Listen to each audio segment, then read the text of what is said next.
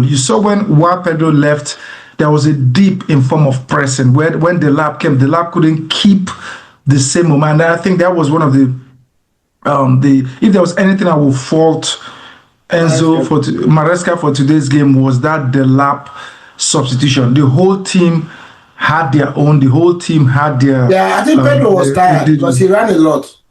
He ran a lot, but to me, instead of the lap, I would have put in maybe a Gittins and.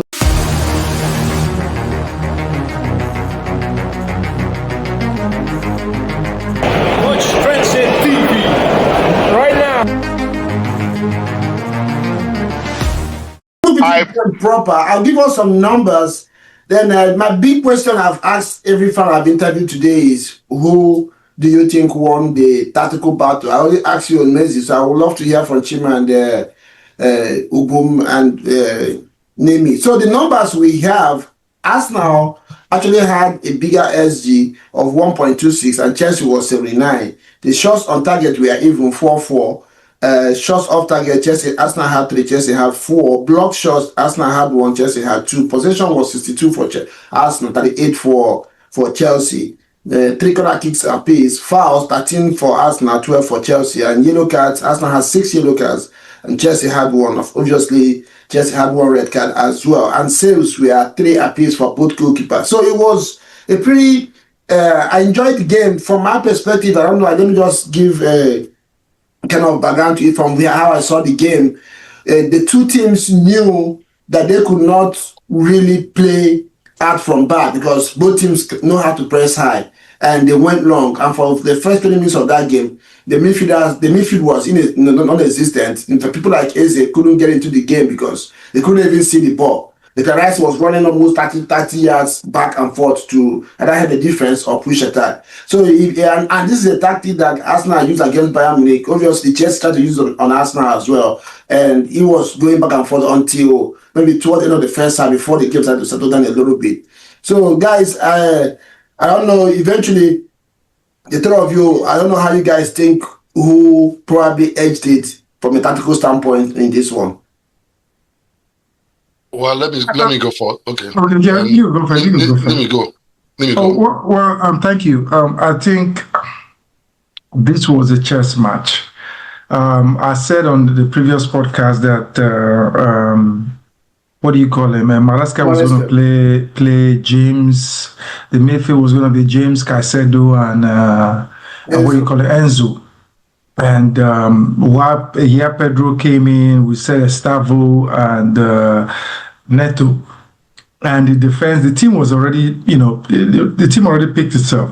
From an Arsenal perspective, the fact that Saliba wasn't going to play was in Capia and Mosquera. I was looking forward to, what will happen. And if you observe the way Chelsea played, Pedro, whenever those two center-backs, because, Saliba and Gabriel are fantastic ball-playing center-backs.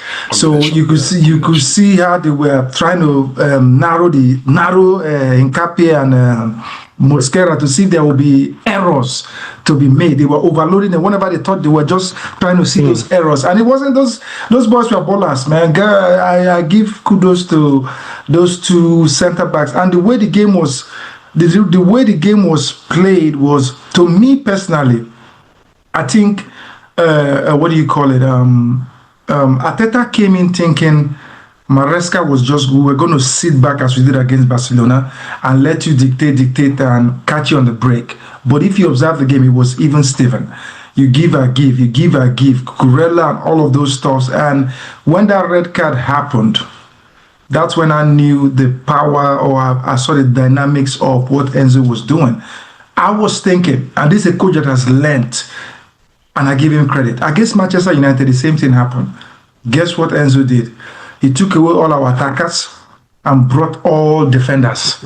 And guess what happened? The team just collapsed. And everybody say Enzo. So the moment Caicedo got that red card, in my head, I was like, Yakba, where's the board for substitution? Because I wasn't thinking he was going to still play Enzo and James as those two. I was thinking he was going to bring Santos in to put that, but man, He still kept it the same way. And when we scored the goal, you saw while Pedro left, there was a dip in form of pressing. When the lap came, the lap couldn't keep the same moment. And I think that was one of the if there was anything I would fault Maresca for today's game, was that the lap substitution. The whole team had their own. The whole team had their. Yeah, I think Pedro was tired because he ran a lot.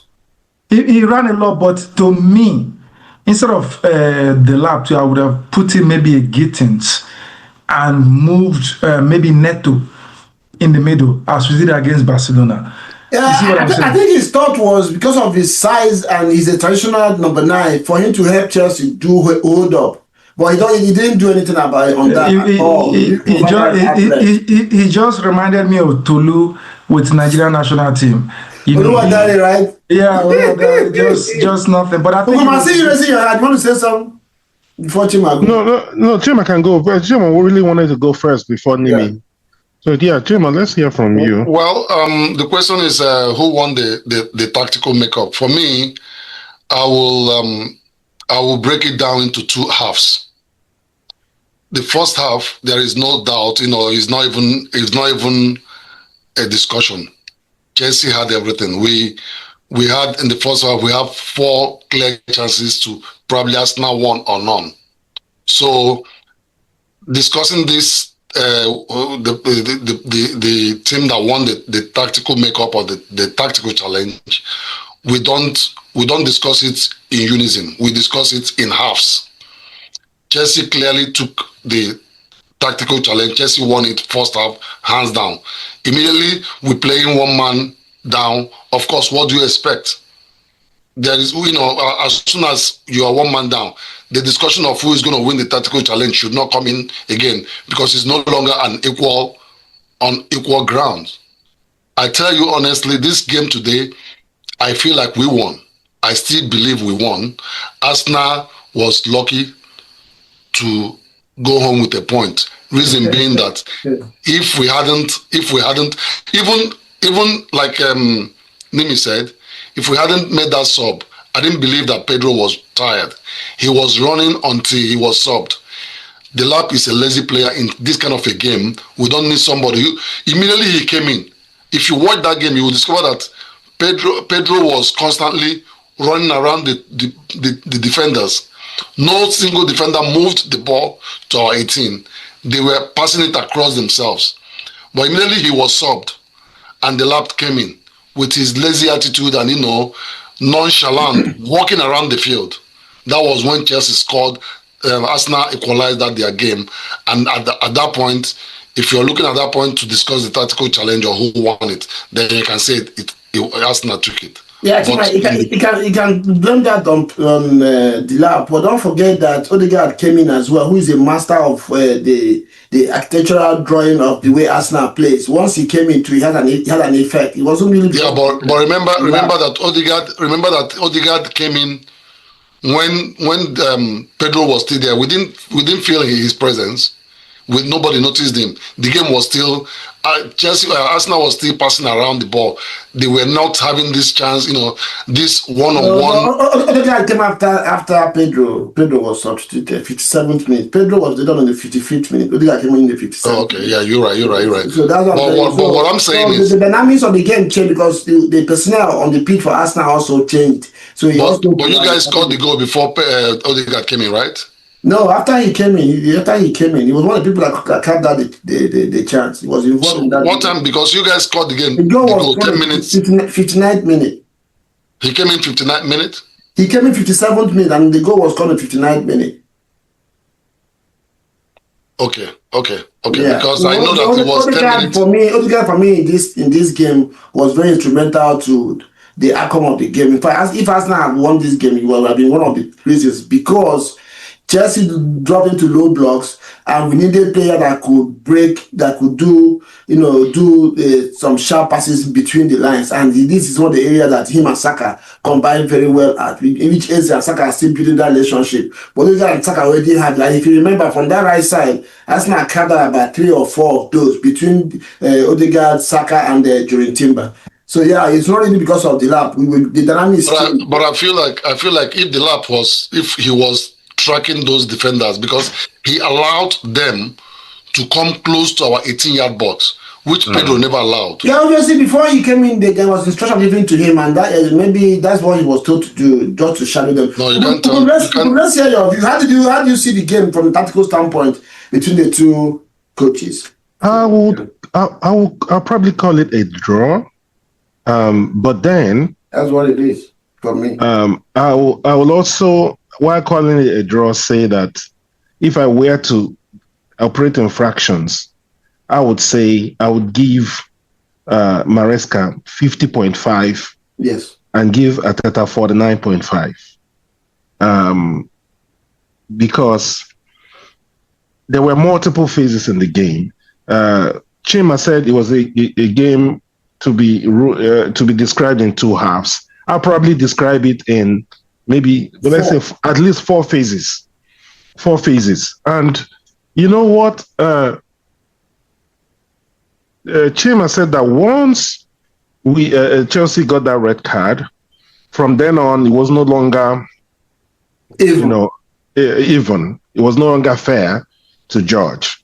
Actually, after Chelsea got that red card, that's when I will actually start crediting Maresca because of the adjustments he made, right? Nimi rightly said, I've watched Chelsea be in this kind of situation twice before this game. Chelsea have so far gotten 6 red cards in this season, which, in the grand scheme of things, when you look at it, you have to give this Chelsea team a lot of credit. They finished 6 games in the EPL, 10 men against 11, and they are where they are. That deserves credit. As much as you want to also say, hey, you need to work on your discipline here, but they've been able to surmount those odds. And clearly today, Maresca showed that he learns from experience. I think he deserves credit for that, right? Against United, like Nimi said, when they got a red card, he pulled up the most dangerous players in the team, and they went back to defend, ended up losing the game. In the next game that happened, he did something similar, but not quite as badly as he did it in the first game. I don't remember what the result was, but today, the approach was completely different from the approach against United when they got a red card. Chelsea did not sit back. Chelsea played on the front foot. And like one of the people in our forum said, it didn't look like it was 10 playing against 11. And for it not to look that way against an Arsenal team that's pretty dominant in the way that they play, we'll tell you that Chelsea, comported themselves pretty well. So let me just stay on answering your question. I think that on the basis of what happened, it's kind of a draw. But Maresca surprised me personally with the way his team played, with the way he set them up, and the tactical battle that went on back and forth, even after Arsenal scored the equalizer, right? Arteta adjusted a bit after that red card. Maresca started winning the next phase, right? And coming into the second half, Arteta, then while winning that, they scored. Immediately the second half started, right? Then Arteta adjusted and won the next phase, where Arsenal adjusted pretty well to going down by fighting and getting that equalizer. Maresca also played his card again and adjusted. So it was a chess game. And I thought those two coaches should be proud of themselves.